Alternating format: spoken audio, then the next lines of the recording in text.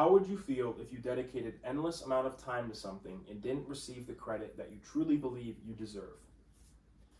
Throughout our history, for hundreds of years, athletes have dominated on the field and have left their mark, but also left their mark off the field, helping out so many others around them.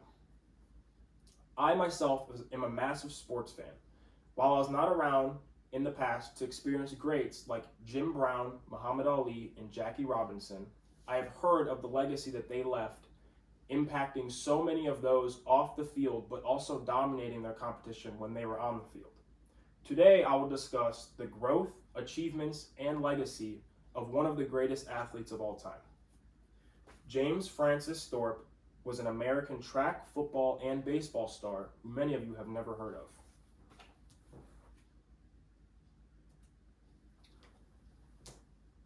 According to biography.com, Jim Thorpe was born May 28, 1887, in Oklahoma. He was given the name Wu Thu Huck, meaning bright path. He was born to Indian bloodlines and would often go on adventures with his father, hunting for prey and exploring the wilderness, building his love for the outdoors and also his endurance from a young age. At Carlisle Indian Industrial School is where his love for sports first began. He joined the track and field team, and he quickly shined as an athlete when he broke school records in the first practice.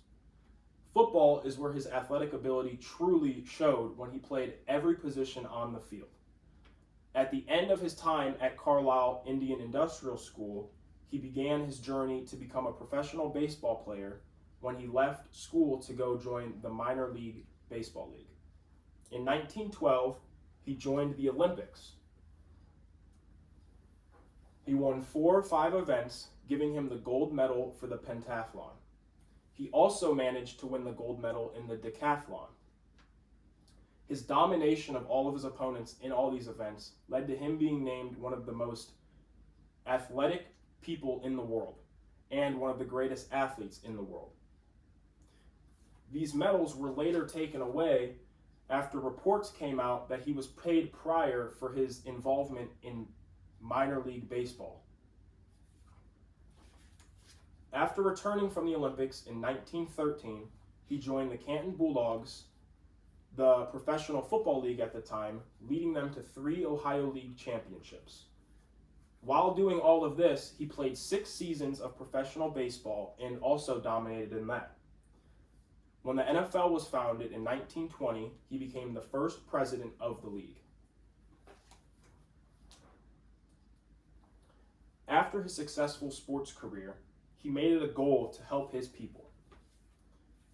He pushed Hollywood to hire more Native American Indians into larger casting roles. He also attempted to try and retrieve land from the government that had previously belonged to the Sac and Fox Indian tribes.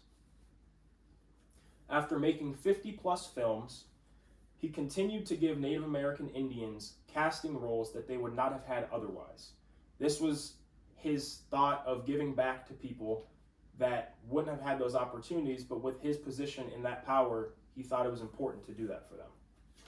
With all of his knowledge gained over this time, he was able to open an Indian center. This allowed many Native Americans in the area to find a home away from home and feel comfortable with people that they had things in common with. I hope after hearing the story of Jim Thorpe, you were able to realize what a great athlete, but also a person that he was.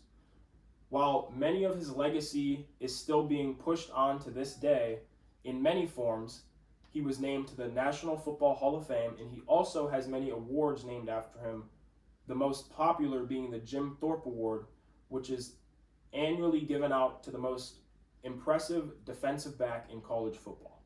These are just a few things to pay respect to what a great person he was. While this does not make up for what he did and what he truly does deserve, it is a step. So many athletes like him have done this and haven't received that credit, and it's important that they receive that. In the beginning of my presentation, I presented you a question.